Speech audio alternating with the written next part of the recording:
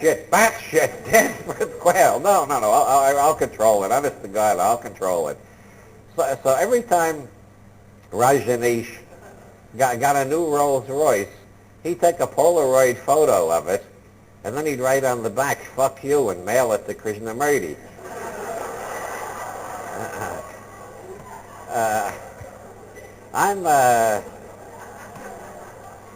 I'm a great admirer of Rajneesh, as you can see.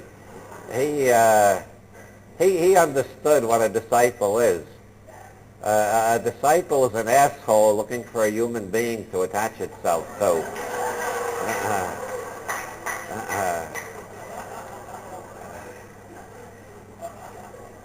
But getting back to George Bush and Dan Quayle, Bush and Quayle, hustler centerfolds in the White House. I've wondered and wondered, what is the source of the eerie popularity of George Bush? The man has as much personality as a paper cup. He has all the charm of a sticky doorknob. He has the charisma of dog turd on your shoe.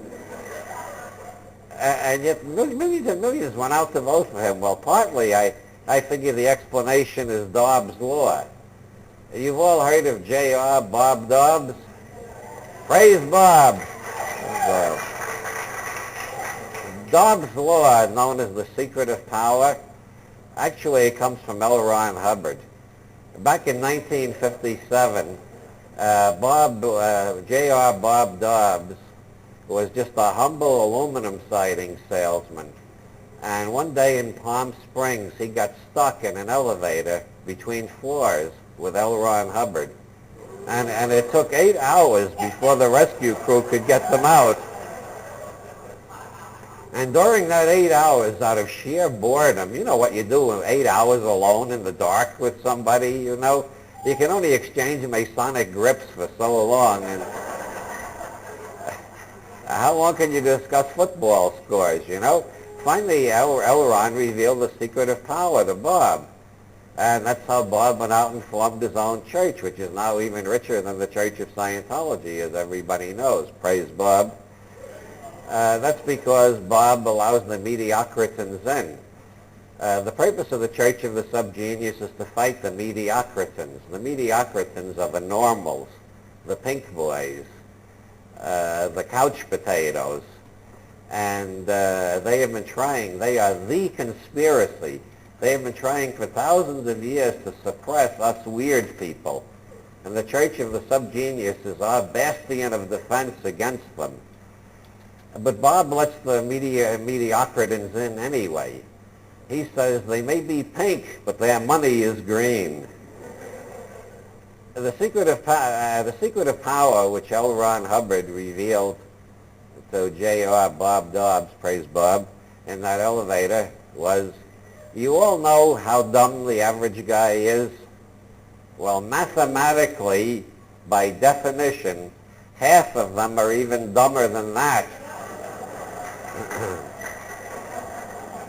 Now I thought that explained the apotheosis of George Bush, but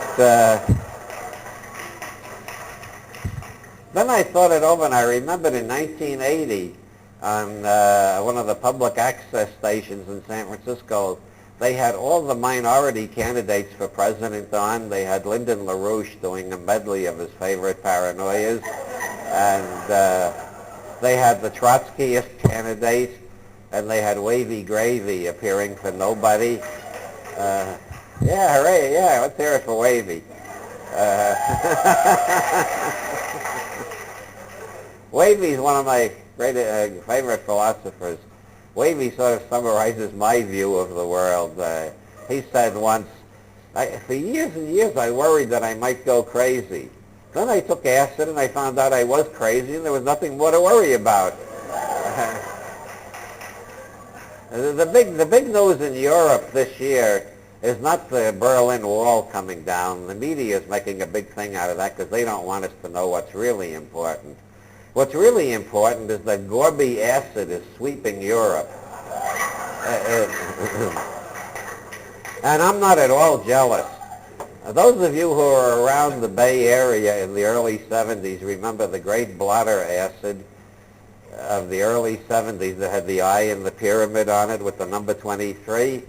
And that great, the world's greatest blotter acid up until the present, that was in honor of me. I was really humble. I was flattered that somebody would think to put my a symbol of my books on this wonderful acid.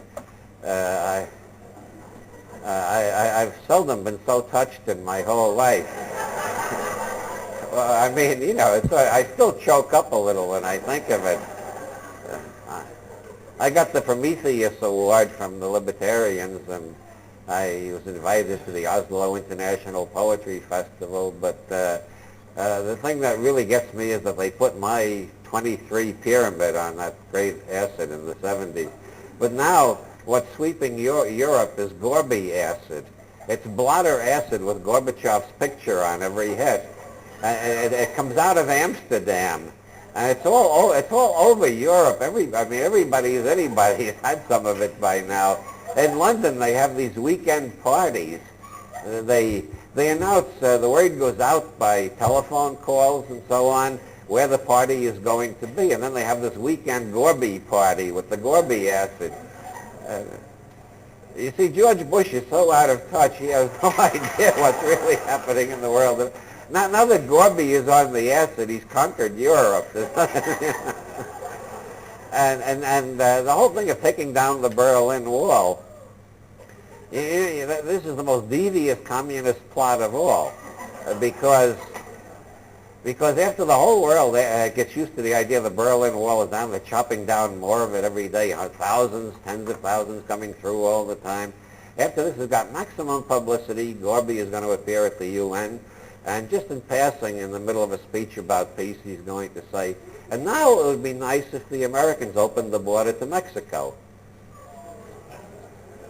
And then we will all have the supreme delight of watching George Bush shit a brick while he tries to figure out how to answer that.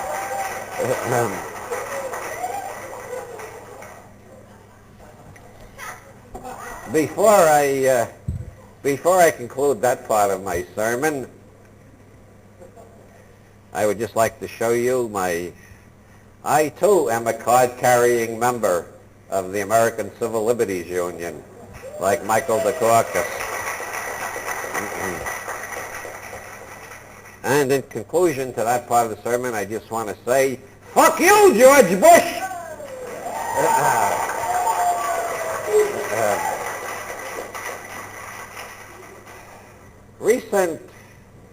Recent studies at UCLA have conclusively demonstrated, you know, I like to walk around when I'm doing one of these gigs, but they put all these fucking wires on me and I feel I'm going to get tangled up like